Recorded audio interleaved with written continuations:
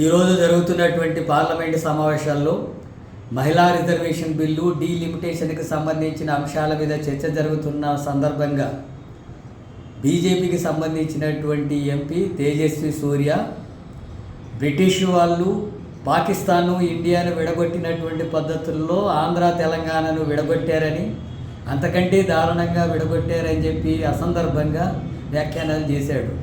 ఈ రెండు రాష్ట్రాల మధ్య మళ్ళీ విద్వేషాలు రెచ్చగొట్టేటటువంటి ప్రయత్నం చేశాడు.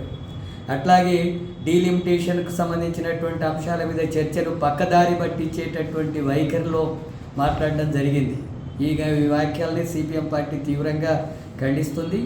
అలాగే బీజేపీకి సంబంధించినటువంటి వెంకయ్య నాయుడు కానీ, సుష్మా స్వరాజ్ కానీ, బీజేపీ నాయకులు కానీ మా మద్దతు వల్లనే తెలంగాణ రాష్ట్రం ఏర్పడిందని ఉత్సవాలు జరుపుకున్నారు.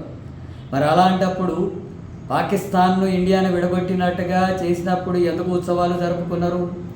ఆనాడు దాన్ని సమర్థించి ఈనాడు ఎందుకు దాన్ని తప్పుపడుతున్నారు? మోడీ కూడా ఈ రకమైనటువంటి పద్ధతుల్లోనే అవమానాలు చేస్తున్నాడు.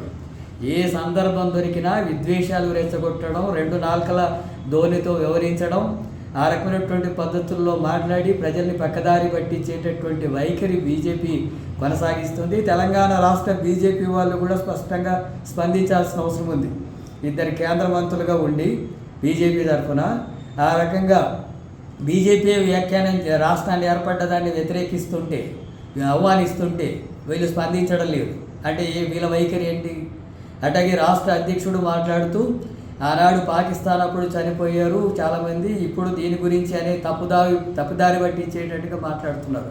ఈ రాష్ట్రాన్ని ఏర్పాటు చేయడం అనేది విషయం పట్ల బీజేపీ వైఖరి ఏంటో రెండు నార్కల ధోరణి ఒకటి కనపడుతుంది. రాష్ట్రం ఒకటి మాట్లాడుతుంది, దేశంలో ఉండే వాళ్ళు ఒకటి మాట్లాడతారు. ఈ రకంగా మాట్లాడేటటువంటి వైఖరిని సిపిఎం పార్టీ రాష్ట్ర కమిటీ తీవ్రంగా వ్యతిరేకిస్తుంది, ఖండిస్తుంది.